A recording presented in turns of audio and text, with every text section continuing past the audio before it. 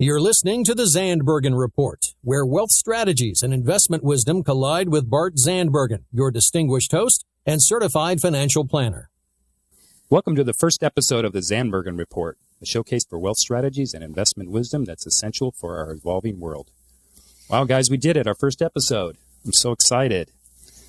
So joining us today in studio is our engineer, Paul. Yes, Paul. I just want to welcome you all to the show here. Such elaborate lengths we went to get this thing launched today here, and I just want to thank everybody for joining us and look forward to tuning in each and every week here to the Zandbergen Report. Thanks, Paul. And also in studio today, we have Paula Stoyer of Sterling Public Relations. As my publicist and brand strategist, she's joining me today as I discuss my why behind creating the show. Polly, do you mind telling us a few things about yourself? Sure. First of all, it's such a pleasure to be here in the studio today for the inaugural episode of our show. I'm a big believer in being purpose-driven, always in all ways, which is part of why I love the show, and it's part of why I love what I do, because for me, it's not only about PR marketing, but great PR and marketing is really about putting together the proper strategy for the client and their goals. And in this case, it's been such an honor to put together the right strategy for launching this show. For me, I've had my firm 10 years. It's an integrated PR and marketing firm. And as you know, I've had the pleasure of working with you the last few years and taking your brand to the next level. Yeah, you sure have. So, Bart, I know you better than our listeners do. And I'm curious if you can share with us, in the 25 years that you have been in financial planning and wealth strategy, I'm curious to know is why now? Why did you create this show? I know why, but I think it's time we educate our listeners. All right, Paula. Well, thanks for asking. Well, I first feel that with great blessings comes great responsibilities. So for the last 26 years, I've had a wonderful career. I've helped so many people meet their financial goals and dreams. And I really felt like a show like this is kind of a way to give back and a way to leverage the number of people that I can reach, both with my 26 years of real life experience. And ultimately, I think this will be a real show for real people. I think so too. And day to day working with various media outlets, we have so much media that we consume in so many different ways nowadays. And what I loved about this show concept is, like you said, it's for real people who want real information that's usable, that they can apply today. With that being said, in comparison to other shows that you've listened to, how is this show going to be different besides just being for real people? What can our listeners expect? Well, I'm going to reemphasize it's a real show for real people, really with real life situations and real advice given by a guy who's lived it. I think the show is created for people who feel they pay too much in taxes, maybe are about to sell a company, are about to retire, maybe about to divorce, or who have received or are going to receive a large payment from either an inheritance, stock option, or a settlement. I also believe that with large amounts of money comes great benefit, but also a burden and great responsibility. And I think the show is going to help people with those type of things. Well said. And for me, I always really believe it's also important to define what something is not. So we've talked about what this show will be, but what is this show not going to be? Yeah, that's a good one. So for sure, the show's not going to be anything about gimmicks or slogans. I'm not going to be standing up and yelling, buy, buy, buy. I'm not going to stand up on a soapbox and tout things that don't need touting. And I'm not going to do any absolutes. Absolutes like you can only buy stocks, you should only buy bonds, you should only buy life insurance, you should never buy life insurance, et cetera, et cetera. So that's for sure what it's not going to be. One thing that I've, really loved about you and working with you is when you talk about keeping things real and you talk about this show being for real people, I think that's part of what your clientele and your friends and your family are so attracted to you by is you're a real person. You're real and warm. And I always say at the end of the day, people want to work with people that they like, people they respect, and people who are real and have an ingenuity about them. So it's nice to see that you're bringing this to this vertical in this media outlet. Well, thank you. Thanks. All right, we're going to take a real quick break, and we'll be back in just a moment.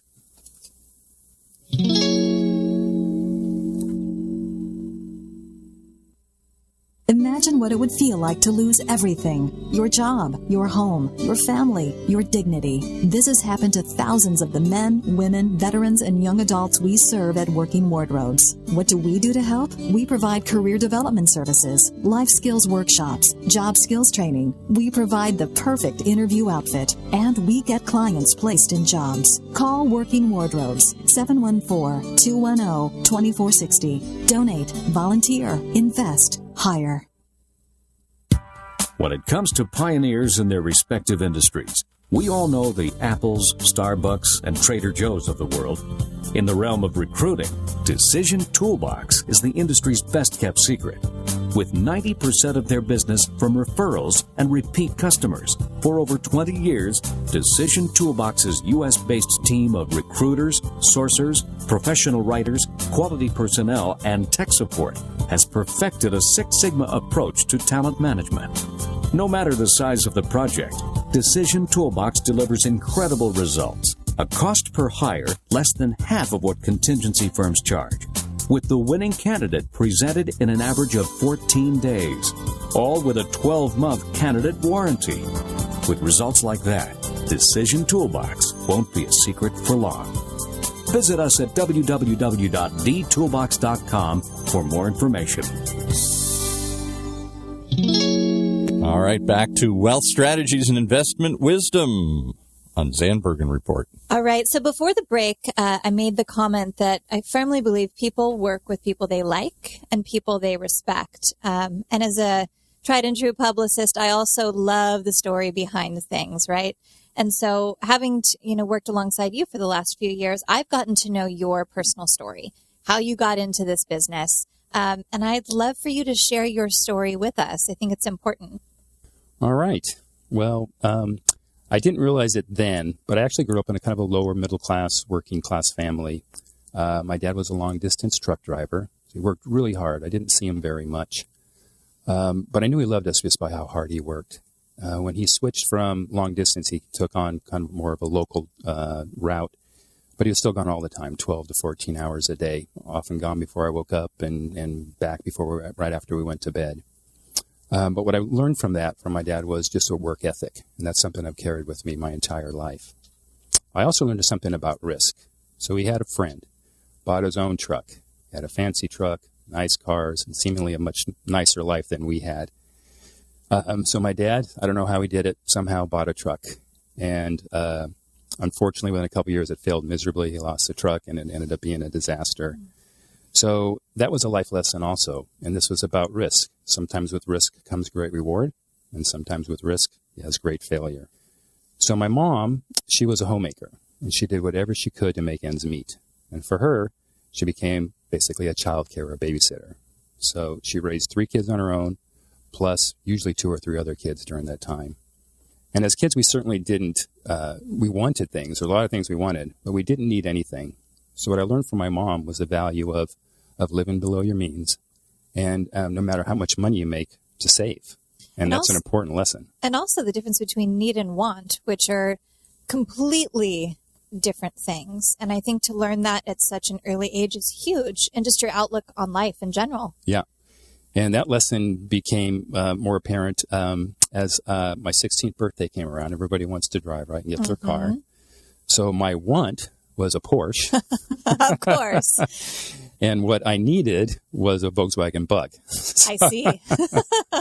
So, but the story behind that, I think, is relevant in that this 1970 Volkswagen Bug in 1976 was $1,400. By the way, I've seen pictures of this bug, and I love that bug. I actually do, too. I wish I still had it. Aww. So by 16, I'd already saved $700. My mom had taught me how to save. And I didn't know what I was going to do or how I was going to do it. And unbeknownst to me, my mom came with a handful of 5s and 20s and 10s and loaned me $700 to buy the car, of which I paid her $50 a month till the car was paid off. So even after my mom passed away just a few years ago, and she was in a much different life, and, money was not an issue, but my sister went through her, her stuff, and tucked away in her underwear drawer was over $10,000 of small bills that she continued to squirrel away. Wow. So just, a lesson that I've taken through life that and into my career as well. Well, and what's interesting too is you said later in life, she was in a different position where, she probably had access to much more, but she still lived below her means and she still saved. Yeah. So she never forgot how important that was. And that's something she instilled in us and that I still use today. Mm-hmm. So something I don't share that often, but another character builder in my childhood was that I actually grew up an overweight, introverted, intellectual, which at that time was like wearing a target on your back for bullies. And, and it was. I was bullied both emotionally and physically. And as you know, kids can be really, really cruel. So true. So on top of that, think of your middle school days, how transformational that is. And how awkward it is for all of us, right? Right. So I remember going to middle school, everyone, well, sure seemed like everyone, wore Levi's jeans or Levi's cords. That was a cool thing. So I got to go to school in JCPenney plain label jeans. And just to make things better, from the Husky section department. Oh, no. Poor thing. So even to this day, the word Husky just puts shivers up and down my spine. So every time I talk about my Siberian Husky, you must hate that. if you could just stick with Siberian, I'd be so much better. Noted. All right. Transformational. 1976, a movie came out. It was an underdog, an unknown writer, unknown actor. Do you remember what movie that was? Rocky. I hate to say this, and it's a little embarrassing, but that movie actually changed my life. It so inspired me to become a better person. It inspired me to get in shape, to lose weight. I spent the good part of the summer reading, learning, using kind of the discipline that was instilled in me to learn about proper nutrition and exercise, etc. 3 months in the summer. So when I went to school, middle school was through 9th grade, and then high school was 10th grade. So I left 9th grade, learned about these things, came back to school. I'd lost 40 pounds. God blessed me by growing about 2 inches. Oh, wow. I started surfing, so I came back to school with a tan, sun-bleached hair. Nobody recognized me. They're like, who is this guy? Who is this? So, again, just it was transformational, and the use of kind of discipline that I had learned and grown up with to kind of get me from point A to point B. Ultimately, too, I was really never the smartest kid in the class, but I got straight A's all through school. And it was through the use of my discipline of studying hard and knowing what I needed to do to get to the next level. So I used the same discipline that I used to get the great grades to help with my fitness program that actually, many years later, I continue to follow the same, well, a more evolved, but still a health and nutrition plan. So time goes on. I graduated college, Cal State Full, with a bachelor's degree, and I had a wonderful career in the computer industry. They didn't call it technology back then. It was computer industry. And I had reached a level of success that I obtained my own financial advisor. So I needed some help with my own stuff. And right around the age 30, I just woke up and realized, I had a wife, 2 kids, house, but just didn't feel fulfilled. I felt like I needed something. And ultimately, I figured out, I kind of put it together, like I wanted to help people and I wanted to change lives. So I kind of walked around aimlessly, knowing that I wanted to do something. And my advisor at the time, who became a good friend, he was a very good advisor and was very good about asking about goals and objectives. And I shared with him my idea. And he said to me, why don't you consider a career in financial service or wealth advising? So like all my serious decisions, I think about it for a long time, months. But what's really interesting, and this is very true also, with my biggest decisions in life, this one particular morning, 2 a.m., I woke up, complete clarity. I knew exactly that's what I needed to do. I was going to pursue a career in financial services. And isn't that so interesting? I mean, you didn't know that conversation was going to take place. That seed was going to be planted for you to think about. And through that, you found your true calling and your true purpose and true fulfillment. Yeah. I mean, it's 26 years later and still here. So interesting how life works. Yeah. So when I decided to share this with the people around me, people close to me, they said, so you're going to leave a high-paying job with benefits for a career that has no salary, no benefits. Oh, and by the way, 90% fail rate in the first 3 years. And I said, yeah, that's what I'm doing. So they thought you were crazy. Pretty much. So, as I said, that was 26 years ago. This is my 26th year in the business. And I still use the discipline instilled in me as a child to be the best advisor I can be. I mean, I work diligently with my clients and be in the help them to meet their financial goals and dreams. And I've had the privilege of building valuable relationships with my clients that have real meaning and purpose, with a difference that I can only see, but I can actually also measure. Along the way, I've used that discipline. I know I've overused that word, but I've obtained my certified financial planning designation, my certified divorce financial analyst designation. And at the end of the day, I think that the measurement of wealth is more than just money or things. I think it's, in addition to money, wealth is health, it's family, and it's work-life balance. I mean, I myself, I think I'm blessed with good health. I have 2 grown kids, 2 grandkids. Just because life wasn't just calm enough, I have a 2.5-year-old toddler. She's darling. She is darling. And I have a beautiful wife that inspires me every day. Yes. So I really feel that I've been able to get that work-life balance. But I've also been able to pursue my passions, fitness, as well as not many people know this, but I'm also a certified sommelier based on my love of food and wine. And then more than anything, I get to help others achieve their personal goals and dreams, doing what I love to do. Mm-hmm. And you make a great point. I mean, wealth is so much more than money. Oftentimes, that's what we correlate, but wealth is so much more, and it can mean so many different things to so many different people. And a lot of it has to do with this idea of achieving balance, which I think is a daily fight for all of us, right? Yeah. But you know what? It's part of our evolution, and I think how we grow as humans, right? To figure out how we can achieve that. Right. And we need to have the right discipline and the right structure to do so. Right. I think the holistic point of view to wealth planning is really where it's at. Again, just more than money and things. Right. That 360-degree perspective, and not just looking at something through one lens, but considering, what's going on in someone's personal life, professional life, long-term, what the goals are, what's going on with their kids, so on and so forth. It's multidimensional, which, from working with you, I've certainly learned. Again, you've talked about discipline a lot, and I know this is a tough question, but I'm just wondering if you could sum up the role that discipline has played in your life overall. What is that summation? It's certainly one of my core values, and part of it, I think I was born. I just think I was wired that way. I mean, my wife thinks I'm sometimes just a nutcase, because if I have something that I'm, it's a goal or a dream or aspiration that, nothing's going to stop me. And ultimately, and this is one of my favorite sayings, and I've shared this with you before, and how do you eat an elephant? It's one bite at a time. So whatever that goal or dream is, I put the discipline in place. Like, it's just, what steps am I going to take? And it's the same thing I share with my kids, and hoping they'll remember that someday.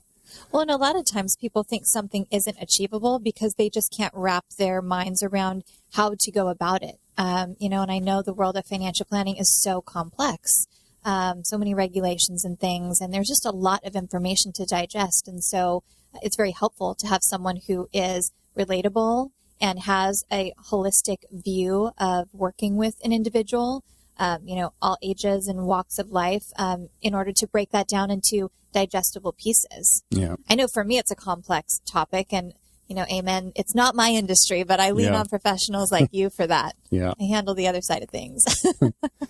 So like, I said earlier, the discipline, I've used that, in all areas of my life, health and fitness. I was the fat kid that was picked on, and later in life, I've entered fitness shows. So I've used that to become healthy, and I've used it in my surfing.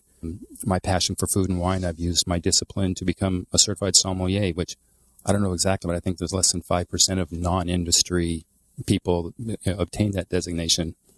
There's a funny side story to that. I studied so hard for that, and this falls under the category of my wife thinking I'm a nutcase. And before our toddler was born. So it was, every night after work, every weekend, and it was right before the test. And the test is all day, and it's 3 parts. I had all my index cards laid out, and I was studying, and just as go time, right? So just got to get the picture. And everything's spread out. So I have everything spread out on the bed. And my wife walks in, and just little tears running down her face. Oh, honey, what's wrong? And she looks at me with complete sincerity. She goes, "Are you having an affair?" I go, you said honey, yes with wine. I go, honey, if you mean with these business cards, and I go, Aww. give me 2 days. Give me 2 days.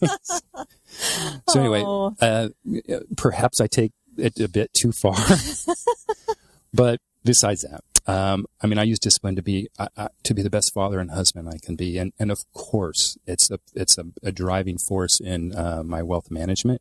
And if we take, let's take this year for example. The market started out insanely great, and so what happens? Clients call, people call. The stock market is so great. Shouldn't we have more in stocks? And I say, we got to stick to the program. We got to stay disciplined to the program. Stocks don't go up forever. The last few days, we've had a little bit of another issue, right? The market is not doing so well. It's tanking. So now I'm getting calls. Should we be in stocks? Do we need to get out? Stick to the program. The program works. Got to be disciplined. So it's just a big part, again, not only all parts of my life, but specifically in what we do and how I help my clients. Mm-hmm. So, we've talked about a lot of different things, but I'm just curious on a personal note. So while you were going through your sommelier certification, was there just one moment during that process where you went, you know what? I don't know if this is worth it. Was there something that happened where you went, maybe I am crazy. Maybe my wife is right. Yeah. But it's this illness I have. Halfway in, I was so invested that I don't know how to.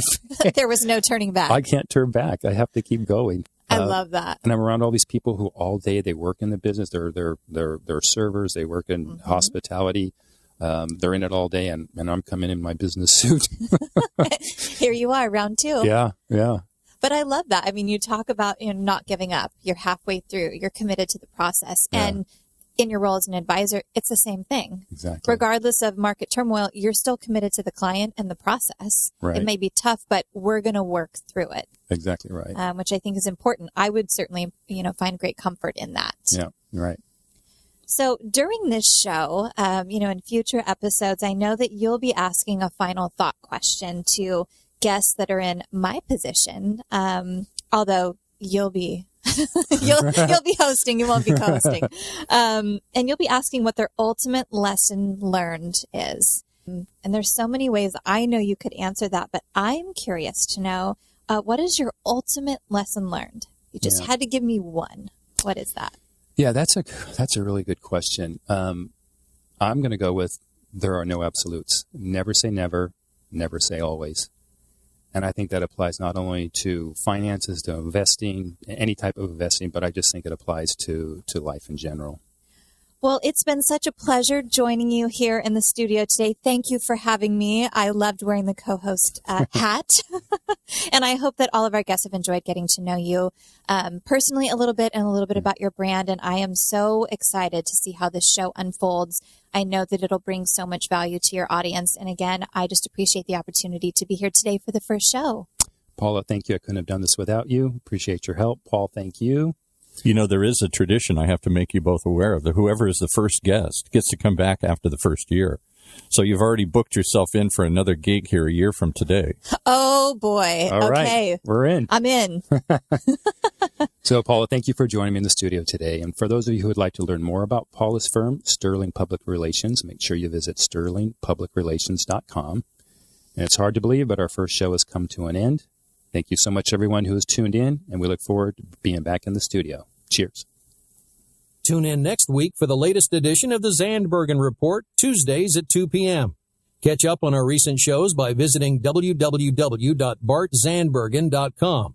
Interested in being a featured guest on our show or have a question you'd like to hear us answer on the Zandbergen Report? Email podcast@bartzandbergen.com.